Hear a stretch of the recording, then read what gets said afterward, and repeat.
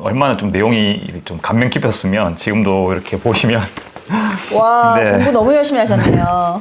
책을 이렇게 밑줄을 쳐가면서 이렇게 읽었을 정도로 상당히 좀 열심히 읽었던 그런 책 중에 하나거든요.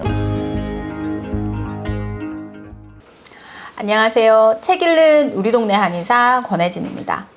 오늘은 한방내과 전문의 이재원 원장님을 모시고 이야기 나누어 볼까 합니다. 안녕하세요, 원장님. 안녕하세요. 저는 대구에 있는 BM 한방내과 원장이고요.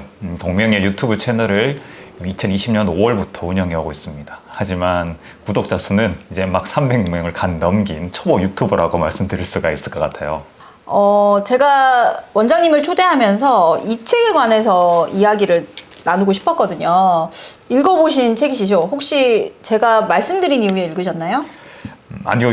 이 책 같은 경우에는 제가 2019년도에 구입을 해서 읽었었던 그런 책입니다. 당시 얼마나 좀 내용이 좀 감명 깊었으면 지금도 이렇게 보시면 와, 네. 공부 너무 열심히 하셨네요. 책을 이렇게 밑줄을 쳐가면서 이렇게 읽었을 정도로 상당히 좀 열심히 읽었던 그런 책 중에 하나거든요. 그래서 원장님께서 이 책을 가지고 방송을 하신다라고 말씀을 들었을 때 좀 반갑기도 했고, 오늘 방송을 출연을 한다고 해서 다시 한번 꼼꼼하게 이렇게 읽어봤습니다. 저는 이 책을 서점에서 이제 훑어보는데 앞쪽 편에 그 12쪽 읽었을 때 씹을 필요 없는 탄수화물, 캔커피나 주스처럼 이렇게 씹을 필요 없는 탄수화물에 대한 이야기를 읽고, 제가 평소 환자들에게 마시는 거를 물만 마시라고 얘기를 많이 하거든요. 왜냐면 그냥 씹지 않는 탄수화물, 마시는 탄수화물의 위험성 때문에 그런 이야기를 많이 하는데, 앞부분에서 이거를 다뤄서 저는 이 책이 너무 많이 이제 딱 사게 되는 계기가 되었습니다. 그래서 제 주위 분들 중에서는 아무래도 이제 탄수화물 제한하시는 가장 유명한 원장님이 우리 이재원 원장님이어서 오늘 초대를 했는데요. 책에서 저탄고지라는 말이 나오거든요. 이제 쉽게 이제 저탄고지라고 사자성어처럼 나오지만 저탄수화물 고지방이라는 뜻이잖아요. 이렇게 생활을 하시는 거죠. 네, 그렇습니다. 일본의 내과 의사인 저자가 제가 의문을 갖고 있던 많은 부분에 대해서 동일한 문제의식을 갖고 또 비슷한 생각을 책에서 이야기를 하고 있어서 정말 놀랐습니다. 그리고 이 책을 처음 읽은 이후로 한 3년에 가까운 그런 시간이 흘렀는데요. 이 책에서 이야기하고 있는 내용과 또 제가 임상에서 직접 경험한 부분들이 일치하는 경우가 많아서 역시 식사가 참 중요하구나 하면서 이렇게 생각을 하게 되었습니다. 의학적으로 올바른 식사법 20가지가 나오는데요, 이 책에. 근데 첫 번째 의학적으로 올바른 식사라는 것이 날마다 갱신되잖아요, 사실은. 왜냐면 어떨 때는 이제 의학적으로 의사들이 뭐 짜게 먹으면 안 된다 그랬다가 어느 순간에 뭐 우유를 먹어야 된다, 먹지 말아야 된다, 이렇게 뭐 논란이 많기도 하잖아요. 그래서 이제 의학 지식은 항상 갱신이 많이 돼서 저는 원장님이 평상시에 논문을 자주 보셔서 이런 걸 계속 업데이트하고 계시다는 생각을 되게 많이 했거든요. 어떠신지 이야기 한번 들어보고 싶습니다. 제가 대학교에 막 입학하던 때만 하더라도 그때 벌써 20년이군요. 그때만 해도 기름진 음식은 위험하다. 특히 달걀 노른자 같은 경우에는 빼고 먹어야 된다라는 그런 이제 의견들이 많았습니다.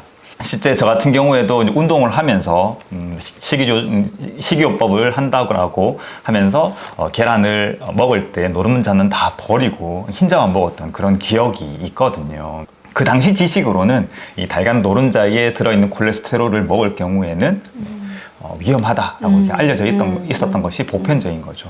이 이야기를 그 내용에 대해서 이렇게 더듬어서 살펴보니까 1960년대부터 콜레스테롤이라든지 아니면 계란 노른자의 위험성에 대해서 계속해서 그 지침으로 언급이 되어 왔더라고요. 하지만 그 지침이 2015년도에 철회가 되었습니다. 미국 심장협회의 영양 가이드라인이거든요.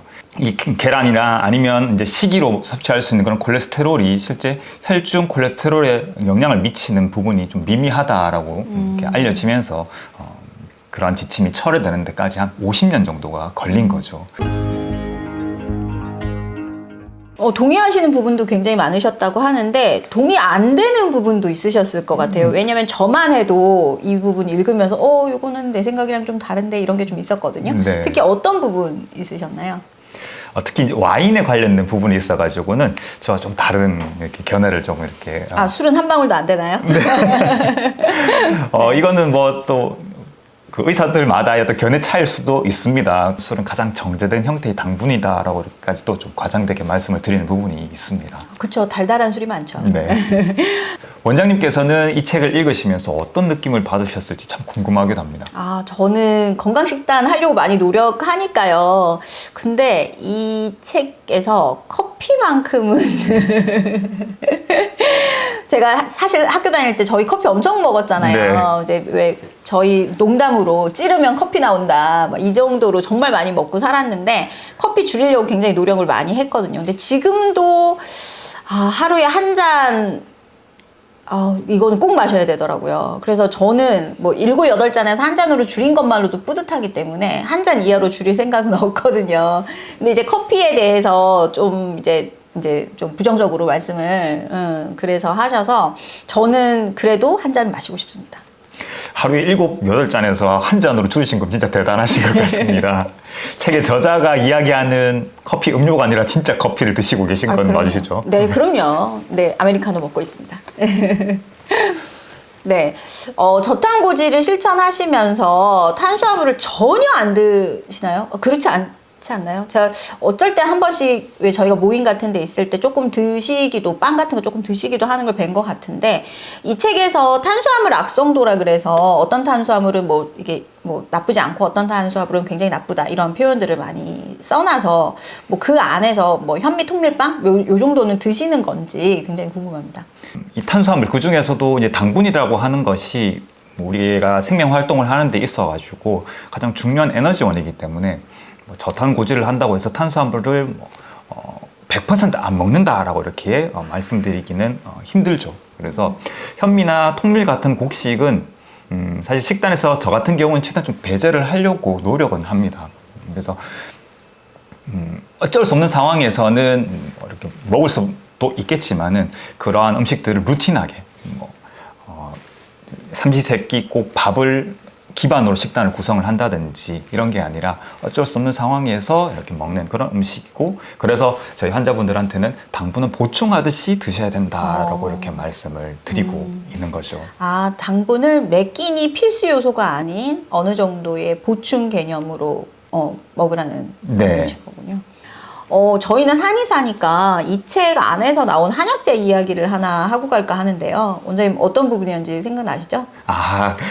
계피는 혈당치를 낮춘다라고 하는 그런 내용을 말씀을 하시고 싶으신 거죠. 네, 맞습니다. 사실 계피를 일반인 분들은 시나몬으로 아시고 커피 위에 뿌려 먹는 가루 정도로 생각하시잖아요. 그래서 커피를 좋아하는 몸이 굉장히 찬 여성분들한테는 저는 그 시나몬 가루 뿌린 커피를 꼭 드시라고 말씀을 드리거든요. 근데 이 책에서 혈당치를 낮춘다고 그래서 저는 조금 놀랬었거든요.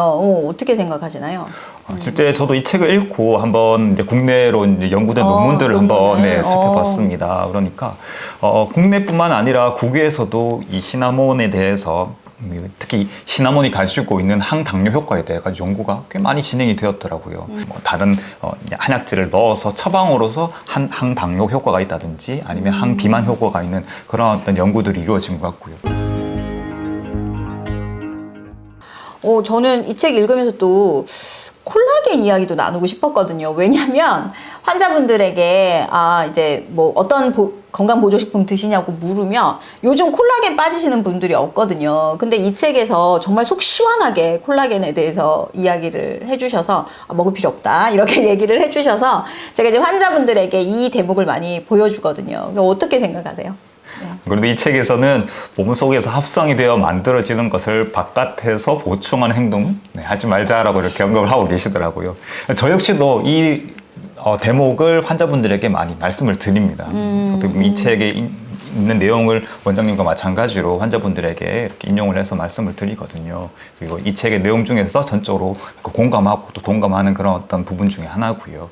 사실 필수 아미노산을 모두 함유하고 있는 그런 단백질 음식이라 하면은 우리 몸에서는 단백질이 그대로 우리 몸의 말초 조직에 있는 단백질로 가는 게 아니라 다 아미노산을 다 이렇게 잘게 네. 분해가 되어서 다시 콜라겐이라고 하는 우리 몸에 필요한 단백질을 합성을 하게 되는 거잖아요. 그렇기 때문에 뭐 계란이라든지 아니면은 뭐 치즈라든지 아니면은 뭐 어떤 건강한 육류라든지 이런 것들을 잘 챙겨 드셔도 충분하다라고 이렇게 말씀을 드리고 있습니다. 현대인은 너무 짜게 먹는다라는 부분이 여기서 나오는데 요즘 어린아이들 사이에서 김치 안 먹는 애기들이 너무 많거든요. 그래서 아이들 중에 병원에서 종합검진 받은 아이 중에 부모님이 그 얘기를 하시는 거예요. 저희 아이가 나트륨 부족이에요. 이런 얘기를 하더라고요.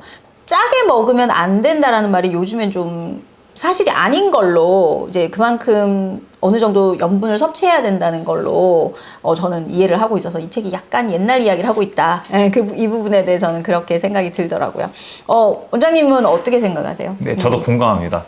최근까지 의학적으로 염분에 대한 위험성을 많이 강조를 하면서 저염식을 해야 된다, 많이 강조를 했고 고염식은 상당히 조금 위험하다. 네. 그로 인해서 많은 분들이 고염식에 대해서는 경각심을 가지게 되셨어요.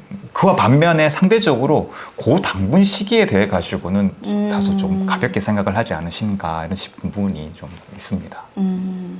네, 오늘 이렇게 이 책과 함께 이야기 나누어 주신 이재원 원장님 와주셔서 너무 감사합니다. 초대해 주셔서 감사합니다. 감사합니다.